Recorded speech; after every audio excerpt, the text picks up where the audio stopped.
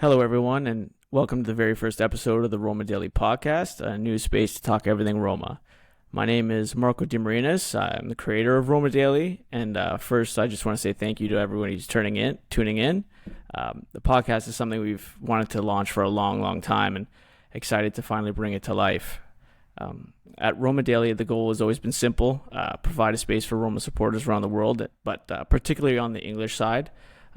As often we don't get the same treatment on the media that our Italian counterparts get, and there's just not enough for us to consume. And I think we're a huge part of Roma as a club, and I'd like to see us get that spotlight. So it's not just going to be the headlines, the transfer rumors, which I love to get into, but more the conversations behind the stories, the tactical ideas, the club direction, the identity of Roma, and what it means for the future of this team that we all care about so much.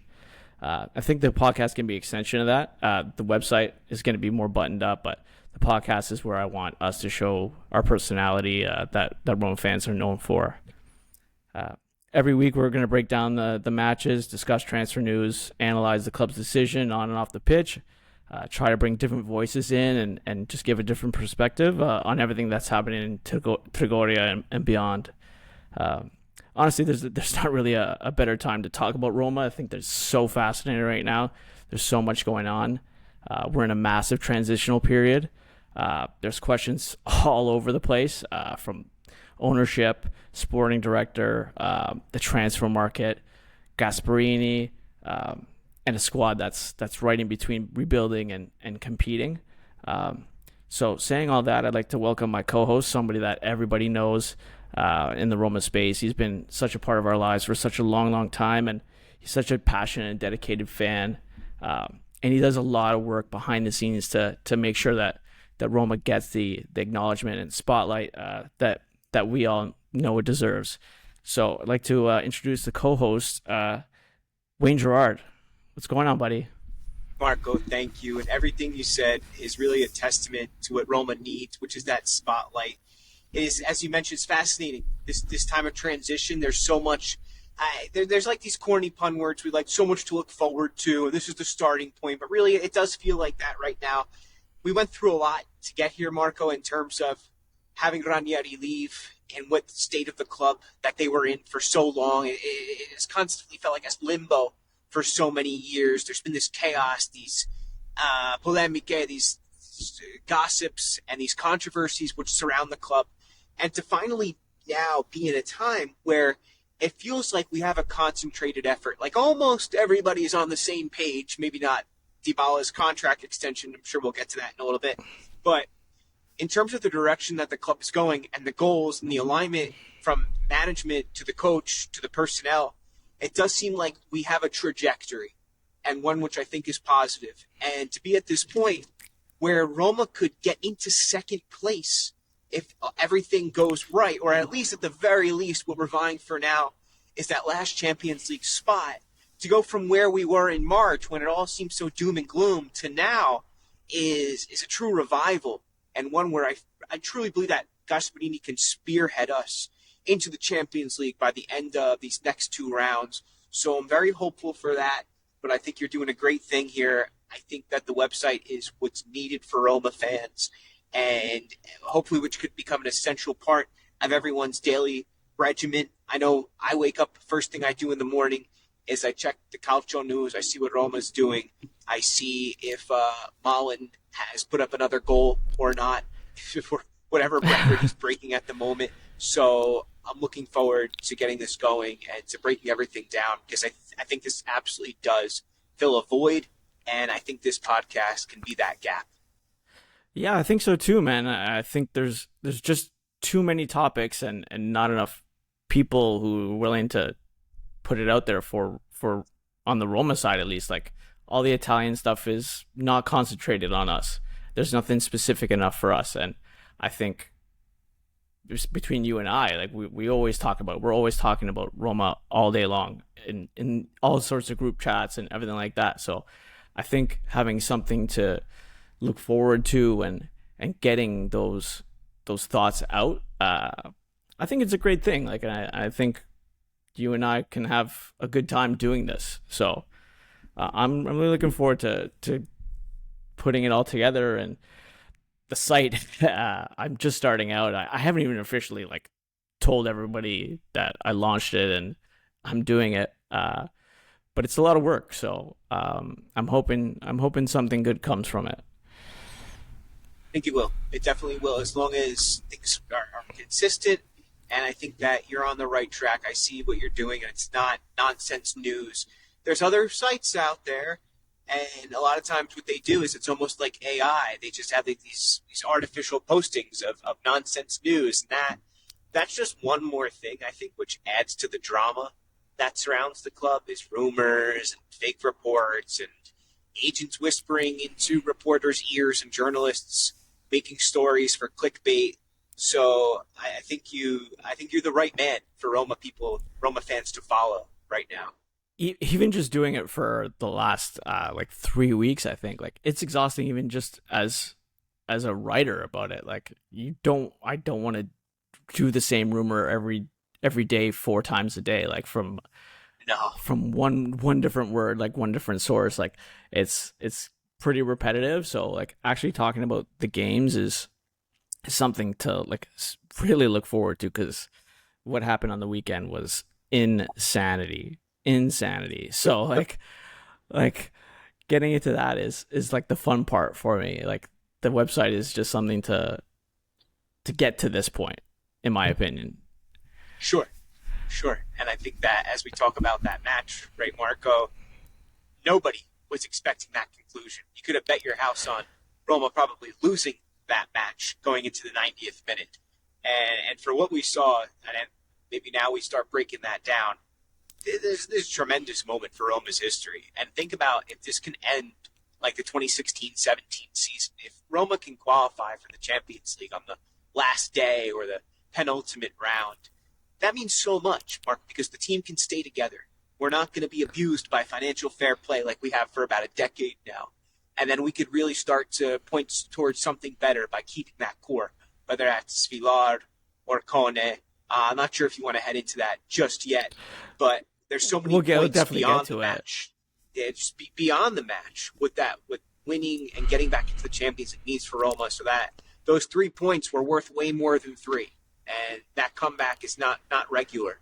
So I think that might become a moment in history we reflect on for a long It's time. it's definitely not normal for us. Like we're used to the disappointment. I was ready for the disappointment. I because I don't know where you were watching the game, but I was out for Mother's Day. I was at a restaurant. I had it on my phone. My wife is beside me, yelling at me, telling me it's inappropriate for me to be watching the game. So when Parma got the lead, and I actually turned the game off because there was almost no point. But then I got the notification that Wrench scored, and I was back, baby. I was back. Well, I was in kind of a very similar situation. So I'm sitting there in the living room. I put my son to sleep about an hour. Actually, my wife did about an hour and a half prior. I'm sitting there in the living room. Everyone else went out to the playground or were doing other things. So I was actually able to watch it. I was watching it pretty closely. I don't get to watch matches as closely as I like in the past few years. And when Parma did score, I gave it a few more minutes, and then I saw Dybala with the ball. I was like, I can't do this to myself anymore. And then I said, you know what? Let me just throw it on. Let me throw on the radio and see what they say. At least I have some people to commiserate with. Radio Romanista, which is good. I have a friend who does the production. Well, somebody who I met a couple times at Roma Club New York, and and then there was the leveling. The wrench had drawn level, and I'm like, there's no way. I was like, let me just put this on. Let me entertain myself here.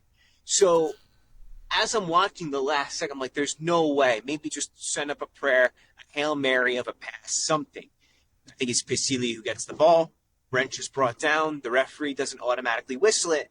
And I'm like, there's no way. That's absolutely 100% a penalty kick. And then as Mullen steps up to take it, I'm thinking, like, is this possible? And I actually was happy that Dybala stepped aside because Dybala's legs were probably very tired at this point, his first start in 105 days. So when Mullen stepped up, I was like, well, I think he deserved to take it. Win or lose now, I was happy that he did take the ball and he shot it. And then when it goes in, it was like my legs were completely gone, could barely stand. And I spoke about everything that that could mean going forward. Is it could be everything. It could be everything in terms of keeping this squad intact and being able to fight for something, being able to now, I think, step up a level from like a pretty good team, and now maybe Roma can become a great team. Maybe they can become that team that we saw, that Atalanta, Gasparini's Atalanta that beat Bayer Leverkusen in the final, the undefeated Leverkusen. So it was a moment that just took the wind knocked out of me, and I felt completely shattered once it was over. That was amazing, man. It was amazing because my cousins are Roma fans too, so we were all going nuts together. But like, what a moment! I tweeted that I was shaking, and I was I could not believe they actually managed to get it done. Um, it's just insane. So like, and you were saying that it's important for the Champions League. Like I think there's a couple lines in the sand that's being drawn. That one's a little faint at the moment because there's still so much going on. But I think the first one was choosing a side between Ranieri and Gasparini. They chose Gasparini, which puts a lot of faith in that project, and I think it was the right decision. The Champions League is the next one, because, like you said, keeping the group together that is the crucial step and the next step that they have to take. Like we lose all these major head to head games, and it's all mentality for me. So I think if they're able to finally get over that line, it'll be a huge relief to everybody at the club, and we'll be able to take that next big step. Which, like, finishing top four is cool, but you always want to aim to win. Like, that's why people play sports. You play to win. So keeping the whole group together, Kone, Sviar, Indica, Sule, Wesley, and Malin now. It's so crucial and for planning for the future. So, oh man, we got an interesting couple weeks coming up. You and I joke about Nusa, Antonio Nusa, and it's on top of keeping these guys together, but then being able to sign players on top of it. Yeah. So Roma could be in a position where they don't qualify for Champions League. They have to sell off, and they can't really add proven winners, even 20, 22-year-olds who have high potential. Then they have to take more like risks like Venturino, who might be good, might be pretty good, but they're really big question marks at that point. Cool player. And instead, yeah, good player, but not someone like Nusa, who comes in and is a starting player, is a star, and that the team can really shape around. If you got a player like that caliber, or even like Ale Begovic, who is showing that he's one of the top prospects in world football right now, if you add him with Malin and Sule and Dybala, now you're talking about a serious squad. One which is very, very different from an injured Dybala, an injured Sule, El Shaarawy on the left, Artem Dovbyk, who I sometimes forget plays for this club. So don't even get me started on Dobby, man. You know how the mere optics of that is such a waste of time. But the optics of having that type of lineup says a lot. You talk about winning, right? Getting back to fighting, maybe for a Scudetto, being in that contention. Inter's good. Inter's a really good side. Are they great? Are they legendary? No, they're not a legendary squad. They play decent football, good football, but they're not untouchable.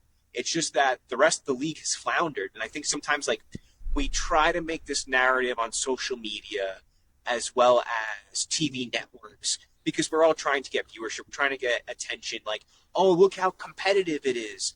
Competitive, that's subjective because I can say it's lack of competitiveness from second place down because all of these teams have squandered points. They've played bad football. It's not like they played – it was not Pep versus Klopp. And no, everybody's been a mess. No, this is a mess. So, like, Roma can capitalize on that, especially, like, just getting back to second spot would be so good if they become, like, a second spot team again, and you get an you at least be Scudetto. first rivals. Like, you were still a challenger, and that's what we need to get back to. Yeah, like you said, like, first rivals, and I think Roma is very close to becoming first rivals to the Scudetto winners. So that seems like the stake that's just dangling in front of our mouths right now. and it's starting to taste better and better. Or the smell is getting stronger. That's the dream, man. I started in the '99 season, I think. So like I started off with the Scudetto, and there's been nothing since. So like 26 years is crazy, man. Like having to support a team that just nothing follows up. We started nothing, too high. We started too strong.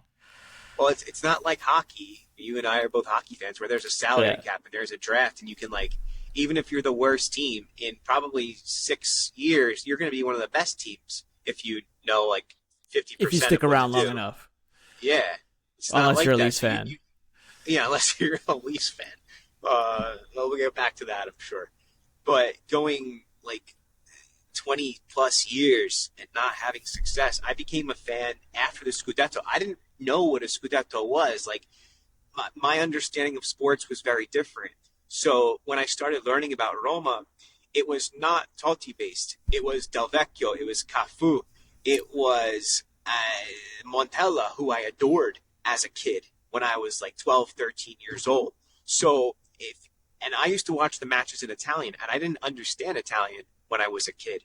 So for me, that Scudetto and Championship being a very good team were like remote things. What I loved was the atmosphere and how these players were adored, and Antonio Cassano taking off his pants and running in his underwear to the corner flag and kicking it. And I was like, I love these guys. Like, they're maniacs. It's like, that's me. I'm all about that. Still am a little bit. But so for me, that's what drew me in. So from a sporting side, I've never seen in my life a team that I like win. The Rangers or Roma. So I have no idea. Oh, well, that's not true. All we know is pain. Italy win. I saw Italy win in 2006, and then I saw the Euros. And the Euros, so at least my mother country has done it. Yeah. So we need to get back, man. We need to get back. And that's why like some people say like they don't want to see us get humiliated in the Champions League, but you want to get humiliated in the Champions League. Please. I'm going to pay to be humiliated in the Champions League.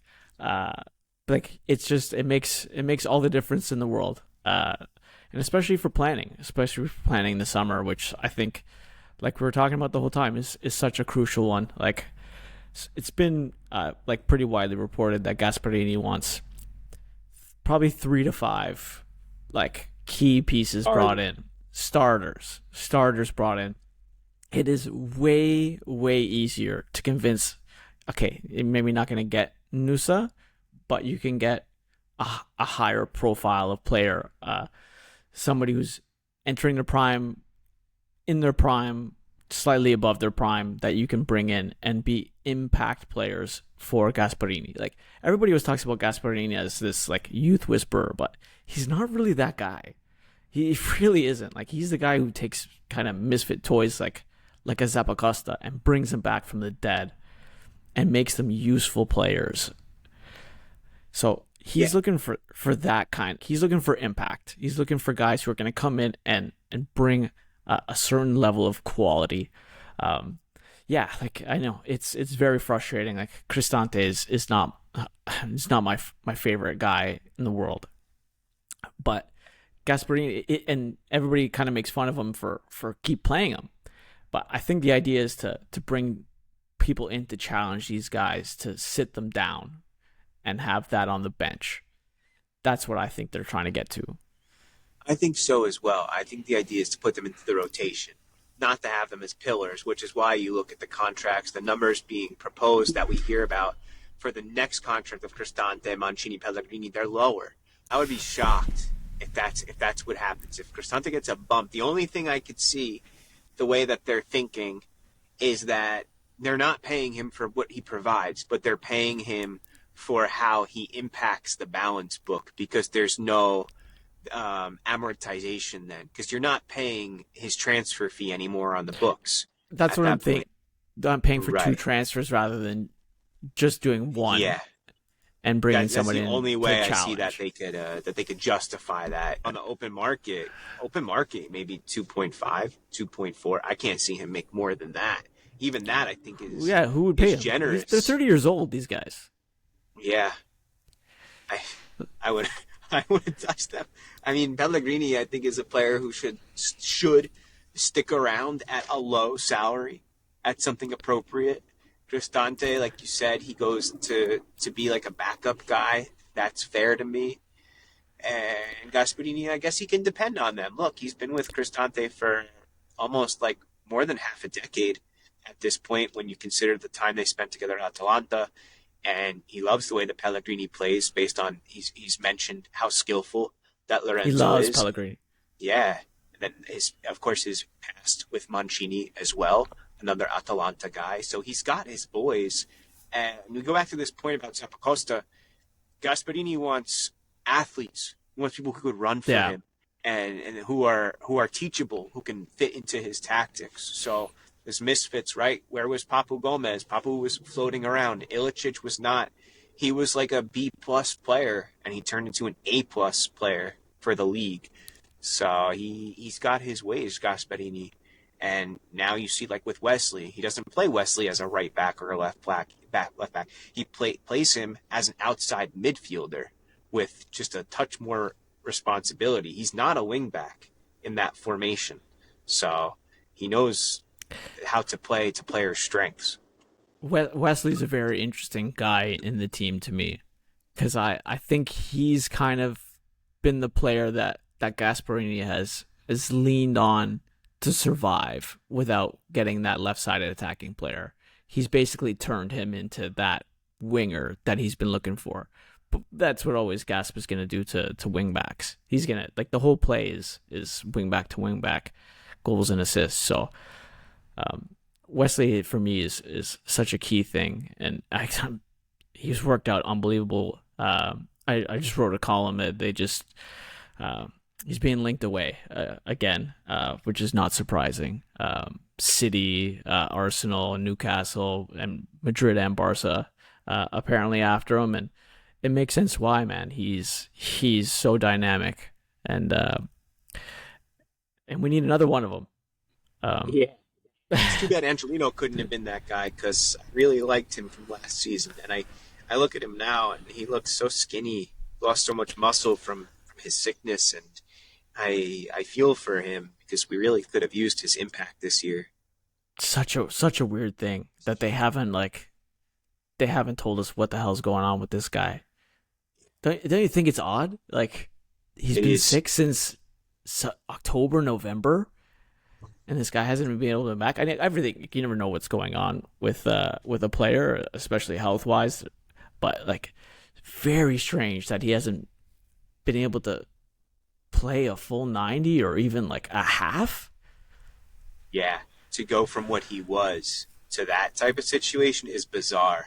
Something stinks like fish, and it's weird. It's very strange. Like, Dybala's had his knee done, and he's come back quicker, which is odd.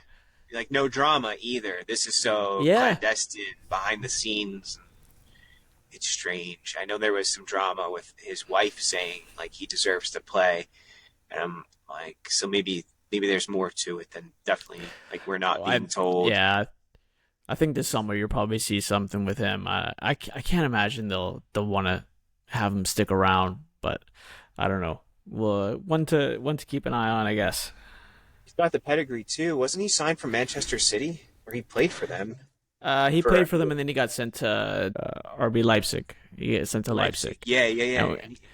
I loved him. He was one of my favorite players. So he's like small, diminutive, tough, good dribbler, can balance himself on the touchline, play across, or take a player on. So always loved that skill set, and I hope there's a good conclusion. It doesn't feel like it. Like you said, I do think that he doesn't end his time in Rome. I feel like he moves on to somewhere else. I don't know what that is. If he's unable to pass, like a physical. So, so let's see what happens there. I don't know. Like, I've kind of come around, not entirely on bringing the band back again. I don't know how you feel about it. But I'm kind of on the fence about it now, just because of the way everything's kind of playing out. Like obviously these guys are hurt all the time, and you can't rely on a Pellegrini or a Dybala for the entire season. But we're not that far. No. Like if you make some edits here and there, like if you get rid of Dubbick and like Ferguson's not going to be back, but if you have a squad that you can rely on, maybe these guys can solidify themselves a little bit. Like I would never want Pellegrino as a starter. Like that's insanity. Like no, like you can't have that. But if you come in for a crappy Europa League game here and there, and you come in, the guy, he might even play this weekend. Apparently he's training. I think he's training today. I think him and Dubbick are training again today. He might even play at the weekend. You can't even bet against this guy scoring. You wouldn't. He shouldn't. He loves this match.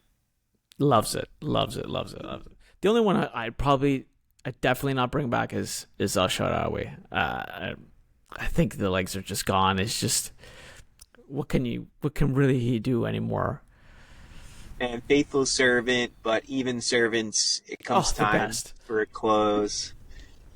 Maybe he comes to. I would like to see him in New York. To be honest, I think that would be really cool. Oh, that'd be fun. Be a cool Red Bull player, NYCFC, like a big market in MLS. Or I know in the Canadian League, you guys got that team out in Winnipeg who's pretty good. They won the league. There's like 4 teams in the league or something. Oh, the CPL stuff? I can't get into CPL stuff. No, maybe he goes back out to China and makes like crazy money. Like how much money you think? If he needs an agent, I'm going on Monday, so we'll see. There you go. We'll see if I can find him a new team in Chengdu. Well, between me and you, how much money do you think El Shaarawy has in his bank account? Oof. It's probably 70 mil. I was gonna guess like probably $40 million or more. Like when he was went out making to China, I think he was making like 15 million a year over there. He was there for what, 2.5 years? Crazy. Yeah. And if he had any type of financial advisor, you might be right. He's probably well over 50 million. Like guy's good, but we brother need to should go to be the next level. Down in the islands with me. Yeah, for real, on his yacht. Yeah. He's got nothing to worry about. He's got nothing Don't feel to worry bad for him. Yeah, no, I don't feel bad for him. He's been living a good life. Maybe too good of a life. Yeah. Jeez. Where you at with while we're here, we might as well just do all the transfer stuff then. Where are you with Dybala then? So, I think if he renews at a drastically lower salary, then we're in business. I don't think it makes too much sense to get into a similar type of situation, big salary, and for him to play 40 to 50% of the matches. That's not fair to Roma. It's not great for him. So if he does agree to that small salary, I don't know what else is out there for him. I'm not sure. There's a few is things. Boca real? So Boca, the latest thing on Boca is that they were offering him less than $1 million. So they don't like. There's no money down there. You're going there purely for the love of the game, for going home. Like you want to play in front of those fans. That's basically where it is. Like you're not going there for money. It's passion. Paredes is there, his best friend. Apparently, Paredes is calling him every day to go down. So that's one of his options. Fenerbahce is interested. And apparently Inter Miami. Inter Miami was a new one today. They were the MLS team very named. Interesting. Wouldn't that be cool? Yeah. That would be a that good would show. Be really cool. Especially if, we'll see what Messi does, but especially if Suarez, it doesn't look like he's going to continue playing too much No, longer. I don't think he can stay too much longer. That would be really fun, I think. I feel like he would adjust really well. Everyone down there, very Spanish-speaking centric area. And, of course, with that type of team, the way they set that up, where those players come from, that would be really cool for him. I would like that a lot to see that. Yeah, that's a soft landing. Like, I would consider, at a certain price, I think I would consider bringing him back. Yeah, at a price. Like, it can't put us in a position. He can't be our top 5 most paid player. No, so he's being paid $8 million net right now, which is insanity. So to go from 14, 8 million 14 net, and a half gross. That's gross, yeah. So to go from that to potentially 2.5 plus like appearance bonuses, that's you're not gonna really find too much better than him. And him and Malin have some chemistry together. I don't know what it is, but they have something that I don't think Malin and Sule have. They have some sort of tethered connection and chemistry that I think would be worth exploring more. That's a really good point, and I think that like we put them both as right wings, Dybala, Sule, but they are very different players. Because you're totally right. Dybala sees the field, he sees his teammates. More importantly, the good thing about Sule, like his strongest point, is he's able to take a man on and shoot. And I remember when he was with Frosinone, he had some of them. I think he led the league in chances created. I would like to look back and see how he played with his teammates there Oh, and see Wayne. what has changed since then. Dybala, who does have those connections with his teammates, and with Malin in particular, we look back at that goal, the first goal Roma scores against Parma, and who does it come from? Kone carrying the ball up the pitch, Dybala one touch, immediately One touch. playing Malin in on goal, and Sule will never make that type of pass. Not right now. Not right now. So that's what He I think doesn't is really very get into that special. position to thread people through from there, like right around the edge of the box. He's more a little bit deeper. I find when he puts in a through ball. Him and Malin have something like they found each other more than a few times, and even against like Malin's first game against Torino, they were finding each other all over the place. They just Yeah, open up space for each other, I think, in a different way. that's like how great players are, right? They're able Yeah, to read each other.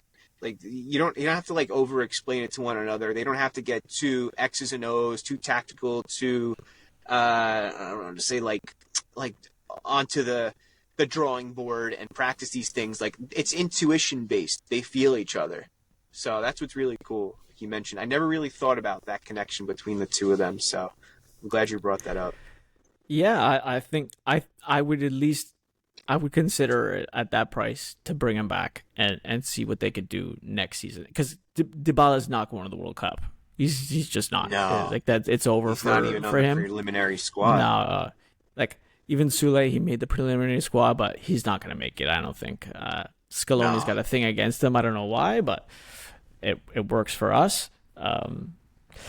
So maybe with another summer working out, rehabbing, taking it easy, maybe next year they're able to do something together.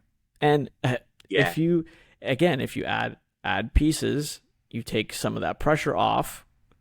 You're able to make a couple maneuvers. Like we spent so much money on a crazy amount of money on Leon Bailey and Ferguson. And even in Dalbeck, he's a sunk cost, but the other two were Waste of loans. time. Waste of time. If you can allocate that money into 3 or 4 other players, and you don't have to rely on these guys week in week out, you're able to have the the selection of choice. Like it could be something special. We're almost there, Marco. We're almost there. Yeah, we're We're so almost there. we're so close. We're so close. So Wayne and I had another 10-minute conversation reviewing the Parma Roma game and talking about next weekend's huge game against Lazio. Um, Unfortunately, Wayne's nonna called, and when nonna calls, you have to answer. So uh, the rest of the episode cut out. Um, so I figured I'd just soldier on and just wrap things up a little bit nicer than just cutting the pot off um, abruptly. So figured I'd just give some thoughts about the game and just speak very briefly about kind of the chaos about what's going on with the derby. So uh, here we go. Um, so I thought it was very interesting when the lineup was announced that Pisilli was not in the starting 11. I thought he's been maybe one of our best players for sure in the last little while, last few months, at least among them.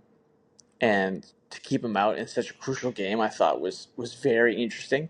Now, the fact that he's left out for Dybala, I actually don't mind because it means that Gasperini was keeping three attackers on the pitch, showing really good initiative, really good uh, setting the tone for how important this game actually was for us.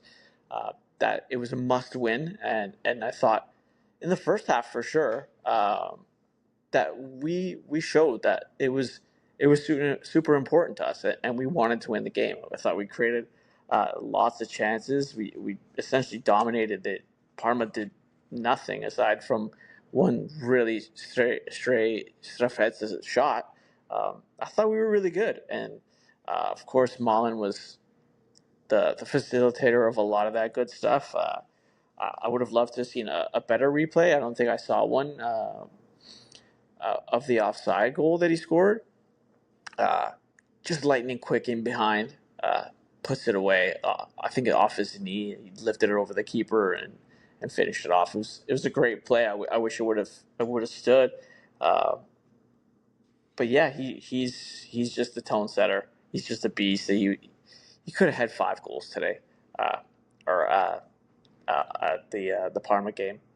I thought he was absolutely brilliant, and I think, like I was saying to Wayne, his partnership with Dybala is is special. They have something together where they find each other. Uh, Kone wins the ball back. He feeds Dybala, and just one touch sets him in behind, and it was an unbelievable finish too. The guy just sets himself up and puts it away from the edge of the 18-yard box. Most people would have tried to get as close in against the keeper as they could and put it away easily, but he just takes it so early, surprises the keeper, and just slots it home. It was a great goal. Um, and Dybala looked really good. He played the entire game, which I thought was a really great sign. It's pretty encouraging, and if people do want to re-sign him, I think it's great. Um, he was out there and creating problems from the first minute until the 100th minute, where everything broke our way. Um, Coming out after half, I think the tone was pretty lazy. I think they got a little complacent. Um, the marking was bad. Uh, Hermoso's giveaway is just sloppy in the build up, and it's totally unnecessary. Um, he didn't have to put put Kone in such a bad position, and again the marking for Strafezza to put that away. There's people covering, and it's not tight enough, and just pretty lazy to start a half. And I thought it was a poor reflection of the mentality of the team that they didn't they didn't take the opportunity that I thought they showed in the first half to really put the game away, and they let Parma take control pretty much from then till for another 20 minutes. Um, I didn't think we were very good, and it didn't show that we wanted to win the game. Um, Gasparini actually we criticized him a lot for his substitutions, but I thought today he did actually very well. He pulled Cristante and Hermoso off uh, for Priscilla and Neal. Um, I thought they were good, and all the substitutions they were involved in the goals. Um, Finally got to see Kone, Pisili, and Neal together, which I've been advocating for a long time. I don't think they were especially effective in this game. It wrestled control back a little bit um, as we went to 3-5-2 when Sule came off, um, and I think it gave Dybala um, a little bit more onus to be involved in the game, going back on his natural right side there instead of the left, which he was still good at. But this is, I think, where he's obviously most comfortable, and he created an amazing opportunity. He wins the ball back actually in midfield and sprints into the box and cuts back from Mullen, which in the 72nd minute, I thought he should have buried that too. It was a great play. I wish it went in because Dybala did so well. Uh, Selleck and Kona come off early too in the 75th minute. I thought it was super interesting, but Wrench and Venturino came in and we switched back to a 3-4-3. I thought Venturino was pretty good in this game, uh, and I think he's got some potential going forward. He's going one on one with his defenders and crossing the ball in. It didn't always connect, and they weren't always the best crosses, but he's involved and he stood up to be counted, and he was involved in getting the penalty that Wrench draws. So I think he was pretty good for the price as well. He's so young; you can still manage that asset, and I think it's worth investing in. And then Mullen creates a chance for Pasili in the 78th minute. Uh, I think it was such a great play, and it's so refreshing to see an attacker go one on one with the defender and put them on their heels. He just is able to create so much space for himself in such a short bursts um, that just aren't able to keep up with him. He just drives right past them and cuts back. And I think Pasili should have scored that. Um, and I didn't think there was a crazy amount of urgency. I don't think we put them under a huge amount of pressure in the second half. We had our chances, and it really felt like it was over when Parma scored. Um, it was a great goal by them, but again, it was so lazy. It was so lazy. Wesley misses the initial challenge. He misses the header. It breaks to Parma and just blown coverage all over the place. Wesley doesn't win the ball back. Neil follows the wrong player. He goes into the box where there's already five other guys. Mancini is left a bit in in a bit of nowhere where he doesn't step up to block the pass, and he's not back enough to mark the attacker. It was a great lob ball over the top. But again, there's the marking was lazy, and it was a bit disappointing to see them give up that kind of goal. It was a nice moment for Kaita though, for who scored for Parma. They put his parents on the big screen. It got a real big applause. Like happy for him. Thank God it didn't count for anything in the end because it was just mayhem from there. 6 minutes of added time. I have no idea where they got 6 minutes from. Uh, thank God. But there wasn't like a significant injury. There wasn't a crazy VAR delay. There was a bit for the disallowed goal, which I think again we were fortunate in that aspect, just because we were totally sleeping. Um, but that call in the end just justified, just like I thought the penalty was justified. Um, I think it's a clear call, and I mean the fact that there's 4 seconds left in added time in the 100th minute is insane and completely un-Roma like. Uh, I was left dumbfounded. It was such a great play, and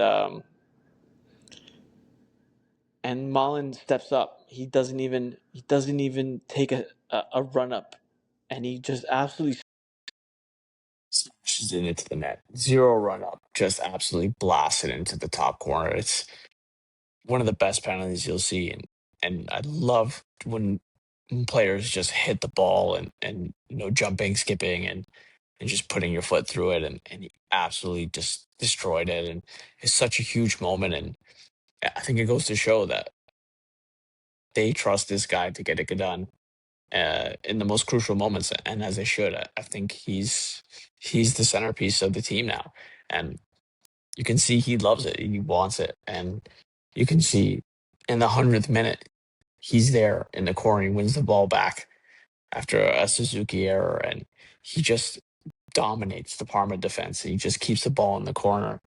Um, just they can't get it off him. Him and Pasili and Dybala, they just run rings and kill the game. It's exactly what we needed versus Juve, but uh, we got it. We got it versus Parma. So um, he's just our MVP now, and there's nothing else to say about that. Just wanted to talk about the derby this weekend. It's absolutely massive confusion still about what's going on. Um, the Liga is the Liga Serie A is pushing back against the city who want it moved to Monday evening. Um, I completely understand that it would probably ruin the whole broadcast schedule for the league moving all the big teams to Monday. Probably would create a huge headache, but the city the city has its reasons too, and the tennis is going on at the exact same time on Sunday, so it's very difficult. But the decision they come to is very crucial because Lazio's playing Inter in the Coppa Italia final this week, and that extra day's rest for them could mean the difference between a point, three, or none for us. So um, I'm really hoping it's Sunday and they don't get the extra rest that they probably need and want to put everything into depriving us of Champions League football because it's absolutely massive for us and we absolutely need it. So fingers crossed, and just for the record, Wayne did predict a Roma win. I'm putting my faith in De Rossi to stop to stop Milan, who are in absolute disarray. It's not us for once; it's them. I think all the pressure is on them, to be honest. Because if they drop out, it's not going to be pretty for them either. We're used to it, so it would just be another summer. But for them, it would be a big problem. So we'll see what happens on the weekend, and appreciate everybody for sticking around for our very first episode. So hopefully you guys enjoy it. Come back for more, and hopefully we're celebrating another Roma win next weekend. So, Dai Roma.